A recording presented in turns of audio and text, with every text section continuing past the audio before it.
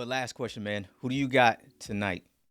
Well, we'll talk about the three main fights. So we got Keyshawn Davis, got Jared Anderson, and then Shakur Stevenson.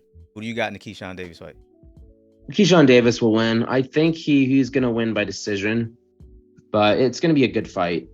You know, I think it's Yajit, correct? Anthony Yajit. I think that's Yigit, yeah, Yigit. Yigit. Yeah, he fought Raleigh Romero and got knocked out. I don't know. Maybe he'll knock him out. I don't know. Maybe he'll put on a show. I think we'll see a decision. I don't think Keyshawn. I don't think Keyshawn's going to knock him out. But I think he'll get a one-sided decision.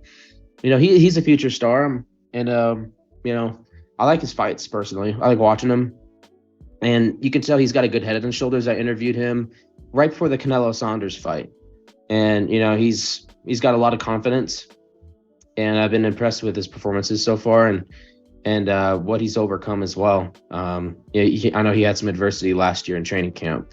Had to pull out of a fight, so you know, he's got a bright future ahead of him. Jared Anderson, I believe, he's gonna get a knockout. He's a future heavyweight champion. One day we're gonna see Jared Anderson and Ivan Ditchko fight for the heavyweight championship. I think it's gonna be one of those classic fights. I think, as long as Ditchko continues to fight. I know he had some promotional issues last year. He won I believe a bronze medal. He's a 2-time Olympic bronze medalist, and I know he lost to AJ via controversial decision in one of those Olympic games. So I think he's about 6'9". He's the same height as Fury, and helped him prepare for the third Wilder fight. And oh, my bad. And Ditchko, I was actually one of the TV producers for his pro debut. Oh wow. Yeah, and I told him, and one of his translators, and I said, can you tell Ivan that he looks like a bald Vitaly Klitschko? He does. He literally looks like Vitaly Klitschko bald.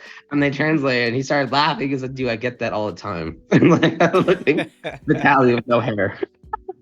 Probably something you want to get all the time. Yeah. As far as Shakur is an amazing fighter. I can't say that I'm always excited by his fight. It just depends. You know, the thing is, Shakur can fight in like 6 different ways. So he can excite you, he can bore you, he can do it all. I mean, Mayweather, you know, when he at 130 pounds, he's knocking everyone out. And then after he had his hand injuries, you know, he changed the way he fought. Then he became more quote unquote boring, but still an incredible technician in the ring. I think Shakur is going to have to pull something out of his pocket. Might have to make this more exciting because Yoshino's a big power puncher. I think he's knocked out 10 of his last 12 opponents. He's got some power, and we saw the way that Shakur fought against Jeremiah Nakatila.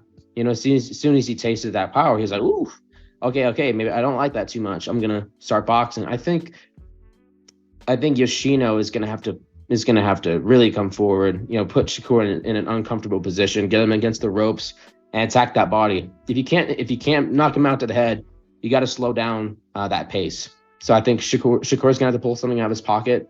I'd say like a 116, 112 type of decision. There's gonna be some rounds that Yoshino's gonna win, in my opinion. Could be wrong, but I think it's gonna be a clear win for Shakur. But Yoshino's gonna have some moments, and also Mirjan Akhmadaliev is fighting as well against Marlon Tapalis, I think his name is. I think he's gonna win that by knockout.